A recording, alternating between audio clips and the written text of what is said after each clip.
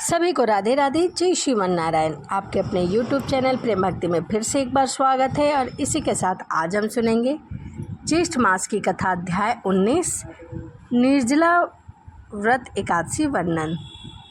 आइए मन में लक्ष्मी नारायण का ध्यान करते हुए आगे की कथा सुनते हैं और मन में भगवान के नाम का स्मरण करते हैं। व्यास जी बोले कि हे राजन, भीमसेन उन पूर्ववासियों के ऐसे वचन सुनकर राजा पुलिंद क्रोध से वंशीभूत होकर बड़े गर्व के साथ ऐसे वचन बोले कि हे ग्रामवासी, यह एकादशी कौन सी है? मैं किसी एकादशी को नहीं जानता। उनके ऐसे क्रोधित रूप को देखकर वहाँ के लोगों ने कुछ भी नहीं कहा। इस दिन किसका व्रत किया जाता है और यह कौन है? मैं इसे नहीं जानता। तू अपने घर कुशलता से चला जा, नहीं तो मेरे यह परम दारुण दूत तुझको मार डालेंगे।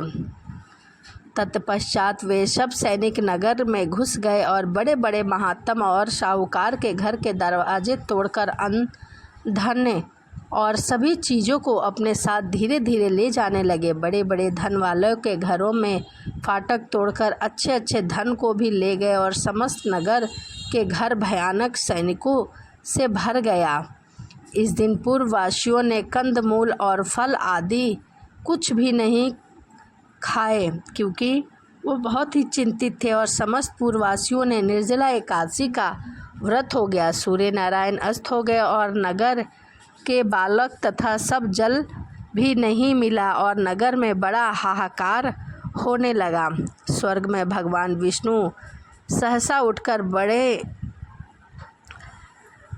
पीताम्बरी पहनकर गरुड़ जी को बुलाकर उनके साथ बहुत सारी बातें उन्हें समझाई और कहने लगे कि देखो, यह पूर्ववासियों ने निर्जला एकादशी का व्रत रखा है और इन पे कितनी संकट है। तब गरुड़ जी की सवारी कर शीघ्र उस नगर को गए और वहां जाकर विधि प्रकार की सेना की रचना की। भगवान विष्णु स्वयं आए। उस सेना के सैनिक, जिसकी किसी की 3 नेत्र, 3 मुख, 7 जीवा, 4 पैर, महान अद्भुत बड़े बड़े दांतों वाले और महान और बहुत ही पराक्रमी दिख रहे थे। 3 सिर, 2 मुख, 10 मुख, 6 मुख तथा 5 मुख, हाथी के समान मुख, हाथी के समान स्वरूप, सिंह जैसी आकृति वाले भयानक नरसिंह के समान तेजस्वी दिख रहे थे। सिंदूर से पुंजित मुख, महिषासुर के समान प्रभा युक्त उद्धर केश, दिगंबर नरमुंडधारी, आंतों की माला से युक्त व्याघ्र चर्मधारी। इससे पहले ऐसी सेना कभी किसी ने और कहीं पर भी नहीं देखी थी। वह बहुत ही भयानक दिख रहे थे। ऐसी सेना का सर्वव्यापक प्रभु भगवान विष्णु की आज्ञा से हुआ था। राज्य में अधर्म मचाने वाले इस राजा पुलंगिन की सेना सहित मेरी आज्ञा से सूर्य उदय से पूर्व ही खूब अच्छी तरह से भगवान विष्णु की आज्ञा को शिरोधर कर वह भगवान विष्णु के सैनिक दल शत्रु सैनिक में घुस गए और शास्त्र प्रहार तथा वध करने लगे, जिससे बड़ा कोलाहल मच गया। कुछ खड़क से और कुछ खटवास से लोगों को मारने लगे तथा अग्र से कुछ लोग भक्षण कर गए और वीर लोग भाग रहे थे। उनके पैरों को पकड़कर नीचे गिरा दिया गया। इस प्रकार पैदल सेना के बहुत से वीर मार दिए गए और बहुतों को खा लिया गया, भक्षण करते जा रहे थे। इस प्रकार राजा पुलंगिन की सेना को नष्ट कर दिया गया। रथ, घुड़सवारी, घोड़े आदि अत्यंत दांतों से चूर कर दिए गए और शिविर में आग लगाकर भस्म कर दिया गया और उनको बड़ा प्रकाश हुआ। इस प्रकार से भगवान विष्णु के दूत उन सभी को मार मार कर खा रहे थे। उस प्रकाश को देखकर सब लोग बहुत ही अचंभित हुए और कहने लगे कि तुम लोग कौन हो और कहाँ से आए हो? हम लोगों ने ऐसे वीरों को कभी और कहीं भी नहीं देखा। अतः उनको मनुष्य न समझकर सब सैनिक भागने लगे। सैनिकों को भागता देखकर भगवान विष्णु ने उनका पीछा कर मार डाला। इस प्रकार पुलंगित के सब सेना को मार गिराया। और एक भी सेना नहीं बची। इसके पश्चात विष्णु गणों के साथ युद्ध करने के लिए स्वयं राजा पुलिंगिन आए और अस्त्र शस्त्र दारुण प्रहार से आधा ही युद्ध किया। आधा युद्ध करने के बाद उनके पास कुछ भी अस्त्र शस्त्र नहीं बचा।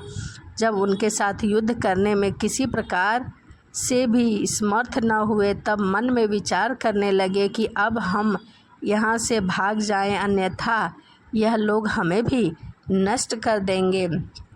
ऐसा विचार करके राजा पुलिंद ने मेघ शस्त्र छोड़ा, जिसके द्वारा वहाँ घोर अंधकार हो गया और मेघ जल बरसने लगा तथा बड़े प्रचंड वेग से पवन चलने लग गई। और जैसे ही इससे विष्णुगण सब मुग्ध हो गए और जहाँ तहाँ पर छोड़कर बैठ गए। ऐसा समय देखकर राजा पुलिंद घोड़े पर सवार होकर सहसा वहाँ से भाग चले। जो सैनिक बच रहे थे वह भी राजा के चले जाने पर वहाँ से चल दिए। भक्त वत्सल भगवान विष्णु अपने भक्तों का कार्य करके अपने लोक में चले आए। प्रातःकाल होने पर सब नगरवासी अत्यंत आश्चर्यचकित हुए और शत्रु सेना को न देखकर पारण के समय उन्होंने निश्चय किया कि यह सब कुछ स्वप्न था तथा भगवान विष्णु प्रिय स्नादित कर्म किए और यह सब कुछ एक स्वप्न के समान लगने लगा था। इति श्री ज्येष्ठ मास महात्म निर्जला एकादशी व्रत 19वां अध्याय संपूर्ण। तो यह भगवान लीलाधर की लीला थी। कहते हैं कि भगवान के नाम का स्मरण करो और भगवान प्रकट ना हो, ऐसा हो नहीं सकता, जो कि मैंने इस कहानी के माध्यम से आपको बताया है। तो चलिए मिलते हैं अगली वीडियो में। सभी को राधे राधे, जय श्रीमन नारायण।